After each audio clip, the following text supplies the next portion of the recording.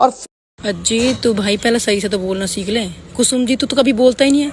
तू वही वर्ड बोलना जो तूने अभी बोला है, जो तू वर्ड बोलता है मेरे से वही बोलना, क्योंकि तुझे बहुत दर्द हो रहा है ना कि मैंने कीर्ति के बारे में बोल दी। तुझे तो बहुत दुख उठ रहा है ना इस बात का। और भाई रही बात हिस्से की बात, तो अगर मैं हिस्सा ही लेती तो फिर मैं तो अज्जी के पैर पकड़ती ना।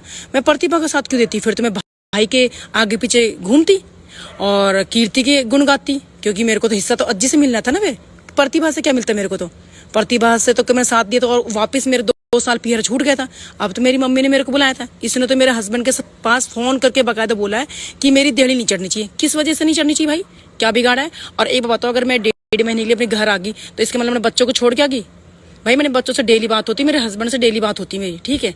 मेरे पैरों में सच में दिक्कत हो, मेरे को रेस्ट करना बताया था, मेरे को वॉक करना है, ठीक है।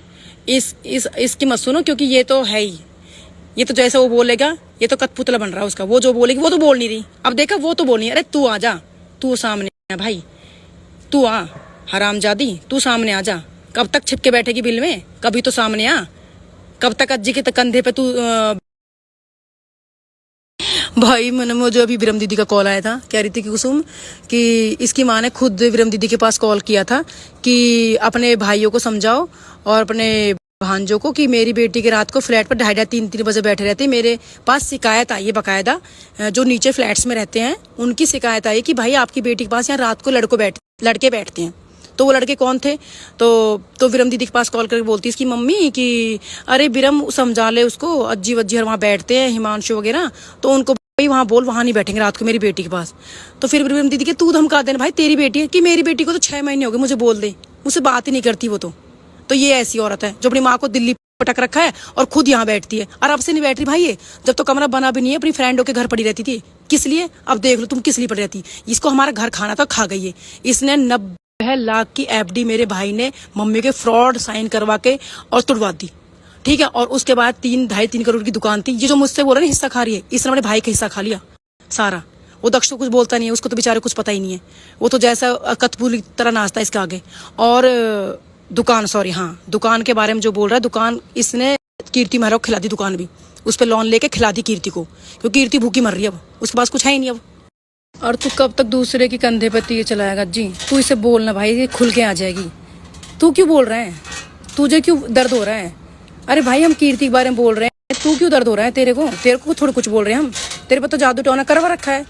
हम तो भाई वैष्णो देवी माता गए, वहां जादू टोना नहीं था, वहां तो बस अपनी श्रद्धा से गए थे ताकि ऐसी चुड़ैलों का साया हट सके हमारे भाइयों पे, हमारे घर पे हट सके। लेकिन ये चुड़ैल तो भैया इसने तो कुछ तगड़ा जादू करा कि तो हट ही नहीं रही है भाई। अब भाई हम तो क्या करें, समझ में नहीं आ रहा है।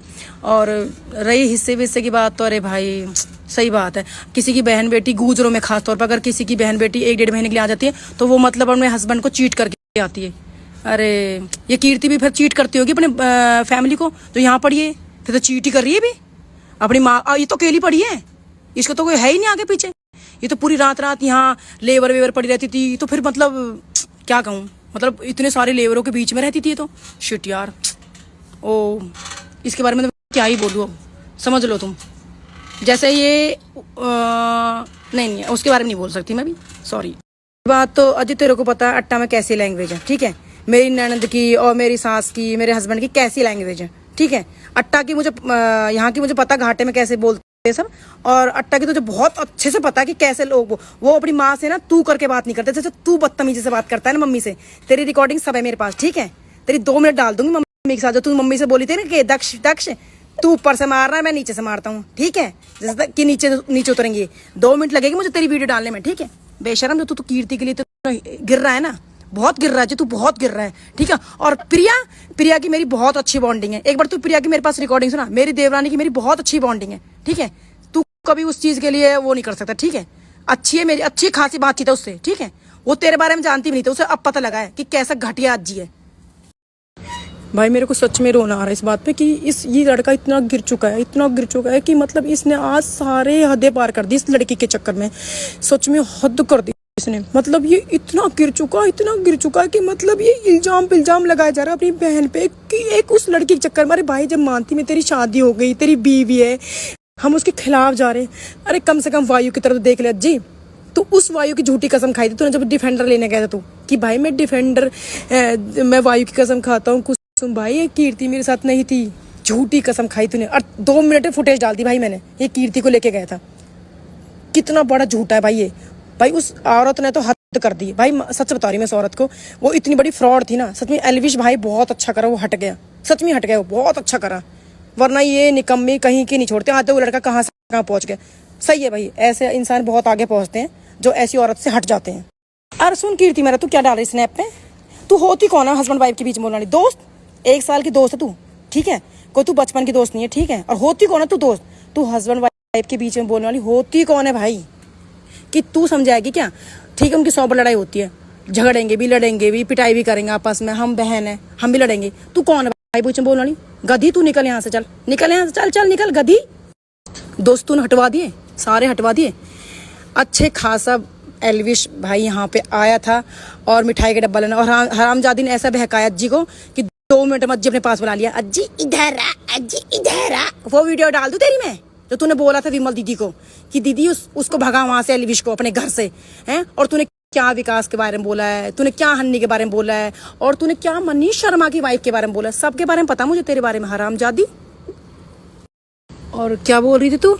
वायु को लपेट दूंगी मैं, हैं? उसको तलवार से काट दूंगी। हिम्मत है ना तेरी कीर्ति मेरा, तो बेटा तू अकेली मिल जा किस दिन। जैसे तू जैसे थाने में पीटी थी ना, तेरे ऐसे सेम कूटेंगे दोबारा हम। तू क्यों छिपती है? तू अज्जी 2 दिन संदीप की गाड़ी लेने चला गया, तू भाई मिली भी नहीं हमको, बहुत ढूंढा था हम तेरे को, बहुत ढूंढा था। डरपोक डरपोक, तू स्नैप भी डाली तूने? अरे कम से कम स्नैप तो डाल दी। शिट यार, ओहो कितनी डरपोक है तू। हाथ लगा के दिखा दी तू वायु के। होती कौन है तू वायु को लपेटने वाली? और प्रतिभा का हाथ लगा के दिखा दी बेटा तू, ठीक है। अभी तेरी पल्ला ना पड़ा किसी पे भी, गूजरन तो पड़ा बेटा तेरा। अरे अज्जी जो तू अपने पास बैठा रहा कौन हूँ बड़वी, इसके साथ स्नैप तो डाल, हरामजादी। कुटी तो तू एक जगह और भी चुटिया पकड़ के, पर अब ना बच पाएगी बेटा तू। चल, ये कह रहा था कि तू पिटी थी, ठीक है, तो भाई इसे यूं बोल हरामजादे से, मेरा भाई नहीं है अब ये, ठीक है, इसे यूं बोल कि इसको ना हमने रंगे हाथ पकड़ा था, मैंने और प्रतिभा ने, कीर्ति की मेहरा के घर के बाहर, और इसने बोल दी कि अमन है भाई वो। इसने बोला अमन है, और इस हरामजादी को लेके भाग गए थे गाड़ी में। भाई मैं इसलिए उस पहली जो गाड़ी टूटी थी इसलिए टूटी थी क्योंकि हमने इसको कीर्ति घर से बाहर निकलते हुए देखा था रात के 1 बजे, और हमको देखकर ऐसा भगा। फिर हमने सोचा कि अमन से पूछते हैं, तो इसलिए इसने हमारी गाड़ी तोड़ी थी उस टाइम पे। ये थी सच्चाई, और अभी और भी सच्चाई है जी, तू खोल, तेरी सच्चाई सारी मैं खोलती हूँ, और तेरी जो प्रतिभा के से पहले भी सच्चाई थी ना वो भी सारी खुलेगी। रीना पूजा को सोच ले, याद कर ले, किसने मना करा था उनको आने के लिए? वो भी तू एक इंसान था, वरना मैंने खुद ने कैब करी थी। कल मैं अपने पापा से पूछवाऊंगी खरक में कि पापा रीना पूजा को लाने में कैब किसने करी थी? मैंने करी तो कैब, रीना के पापा लेके आओ, वरना इस आदमी ने तो मना कर दी कि मत लेकर पापा, उसको वहीं पर रहने रीना पूजा को। भाई मेरा इंस्टाग्राम जो था ना वो पहले ना प्राइवेट अकाउंट था, ठीक है, और मैंने पिछले रक्षाबंधन में मैंने प्रतिभा की और अज्जी की एक साथ फोटो डाल दी थी, तो मेरा हैंड टू हैंड इंस्टाग्राम उड़वा दिया था भाई, जो कि मेरा पब्लिक नहीं था, प्राइवेट अकाउंट था। मैं पहले पब्लिक ही नहीं था, मेरा प्राइवेट ही था, और हैंड टू हैंड मेरा इंस्टाग्राम उड़वा दिया था, आया ही नहीं मेरा। उसमें मेरी सारी पुरानी फोटोज थी, मेरी अट्टा वाली फैमिली की भी थी, यहाँ की भी सारी फोटोज थी, जो कि सारी की सारी मेरी फोटोज गई थी, है ही नहीं मेरे पास अब फोटो। तो फिर मैंने उसके बाद 4-5 महीने वेट भी किया कि मेरा पूरा ना इंस्टाग्राम आ जाए। फिर डॉली ने कहा कि दीदी रहने दो ना, आप ओपन ही कर लो ना, क्या दिक्कत है दी, करना दो, कोई बात नहीं, दुनिया रख रही है। मगर ठीक है कर दो। और भाई एक बता, रील्स डाल रही हूँ या वीडियो डाल रही हूँ तो इसमें क्या बुरी बात है? मैं अपने हस्बैंड के साथ डाल रही हूँ फोटोज, उन्होंने मुझे अलाउड किया है कि डाल दे तू। अगर वो अलाउड नहीं करते तो मैं नहीं डालती। उनके साथ मेरी सारी रीलें देख, घूमने फिरने की शुरू तो मैंने उनके साथ ही करी थी रील डालनी, उसके बाद मैंने यहाँ बनाई थी जब मैं यहाँ रुकी थी मेरी फ्रेंड के साथ भी। अभी बताओ, मेरी फ्रेंड रीना है, वो उसका भी ऑपरेशन हुआ है, वो भी 1.5 महीने रुकी है, तो वो भी अपने हस्बैंड को चीट करके आई क्या?